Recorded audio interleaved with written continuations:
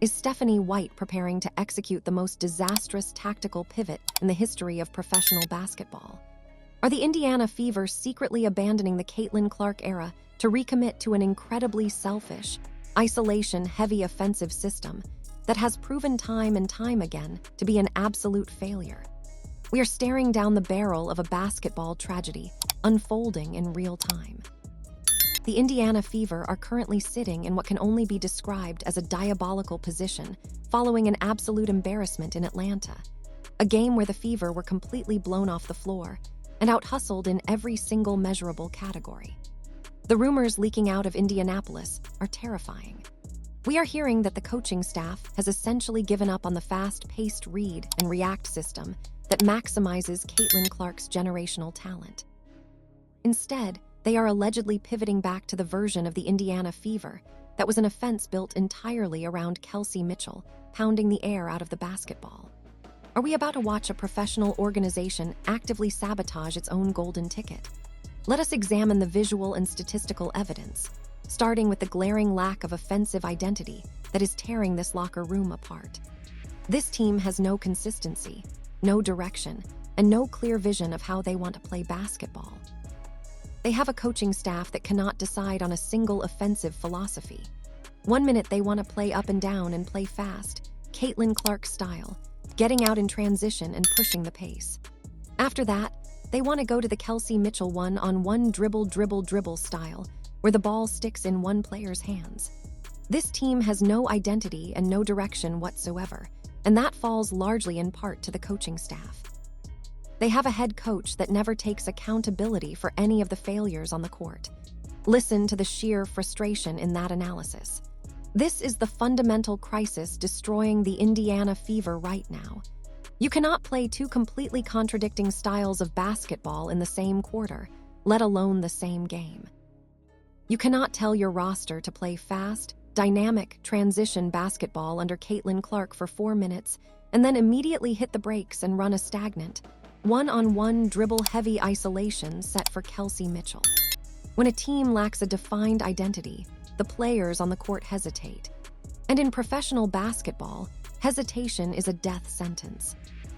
The forwards do not know whether they should be sprinting the floor to catch a full-court pass from Clark, or if they should just jog to the corner and stand perfectly still while Mitchell plays hero ball. Why is Stephanie White refusing to pick a lane? Is she terrified of upsetting a veteran player who demands isolation touches? If the rumors are true and Stephanie White is actively shifting the offensive priority back to Kelsey Mitchell, we have to ask the most uncomfortable question of all. Why would she make this decision?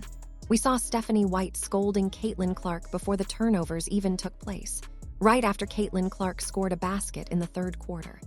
This is leading people to believe that the line in the sand is about to be drawn, and they are going to pivot to Kelsey Mitchell because they feel that Kelsey Mitchell may be less turnover-prone, and they already said she can get a bucket. She doesn't need help. We already know Kelsey doesn't want to pass the ball to nobody. She just wants to get her 20 points. Is this the ultimate proof of a fractured relationship between the coach and the rookie? The tape does not lie. We saw Stephanie White scolding Caitlin Clark on the sideline immediately after Clark scored a crucial basket. We watched Caitlin Clark mentally check out of the game following that unprovoked hostility. And now the narrative is shifting. The coaching staff reportedly feels that Kelsey Mitchell is less turnover-prone and that she can simply get a bucket. But at what cost? We all know exactly who Kelsey Mitchell is at this stage of her career. She was an all-WNBA player last year. She has tasted the spotlight, and she desperately wants to remain the alpha scorer. But her brand of basketball is an incredibly selfish tunnel vision style that completely freezes out the rest of the roster. If Stephanie White believes that the reward of Caitlin Clark's elite passing is no longer worth the risk of occasional turnovers, then she fundamentally does not understand modern basketball. Does Stephanie White actually believe she can win a WNBA championship playing basketball, where one player dribbles into 3 defenders and throws up a prayer while 4 teammates watch? If you want to see exactly how this internal tug-of-war is costing the team actual victories, look ahead to their crucial matchup against the Phoenix Mercury. The biggest thing is they have to put the ball in Caitlin Clark's hands and allow her to really go off. The last 2 games, Caitlin Clark should have had 40-point explosions, but she was stopped by her coach and teammates. It's ridiculous. The biggest thing for the Fever to win is to really force the tempo, push the tempo even on made baskets. The blueprint to beat a team like Phoenix is not a secret. It is not complex geometry. The Mercury have older veteran players like Diana Taurasi who are simply not built to run a track meet for 40 minutes. If you want to break their will, you must push the tempo. You must get the ball out of the net on made baskets and sprint down the floor before their defense can get set. And who is the greatest transition point guard in the world? Caitlin Clark. As the analysis explicitly states, Caitlin Clark should have had 40-point explosions in her last 2 games. She was on an absolute heater. But who stopped her? It was not the opposing defense. It was her own coach freezing her out of the offense and her own teammates refusing to pass her the ball. If the Indiana Fever want to salvage this season, they must put the ball securely in Caitlin Clark's hands and allow her to dictate the pace. But will Stephanie White's ego allow her to surrender that control? While the backcourt drama is dominating the headlines, there is a completely silent catastrophe happening in the painted area. And once again, all roads lead directly back to the coaching staff's absolute failure to develop their players in skill. Aaliyah Boston has to get back to being a dominant in the paint player. Stephanie White has ruined her to the point where it's nice that she can step out and make a 3, but Stephanie White has made her so much of a hub. The girl has forgot how to make the 8 to 10-foot bunnies. She's missing layups left and right. To get dominated by Angel Reese and Natasha Mack, and then Angel Reese and Naz Hillman in back-to-back games, it just can't happen. Let us talk about Aaliyah Boston. This is a player who is supposed to be the foundational anchor of the franchise. She is making a significant amount of money to be a dominant physical force in the paint. Yet in back-to-back games, she was completely out-hustled, out-rebounded, and outplayed by Angel Reese and Naz Hillman, a player who literally comes off the bench for Atlanta. How does a $6 million center get dominated by a backup? The answer is coaching malpractice. Has Stephanie White completely ruined Aaliyah Boston's offensive game? By forcing Boston to act as a high-post passing hub to facilitate Kelsey Mitchell's isolation plays, the coaching staff has stripped Boston of her aggressive interior mentality. She is missing basic 8 to 10-foot bunnies.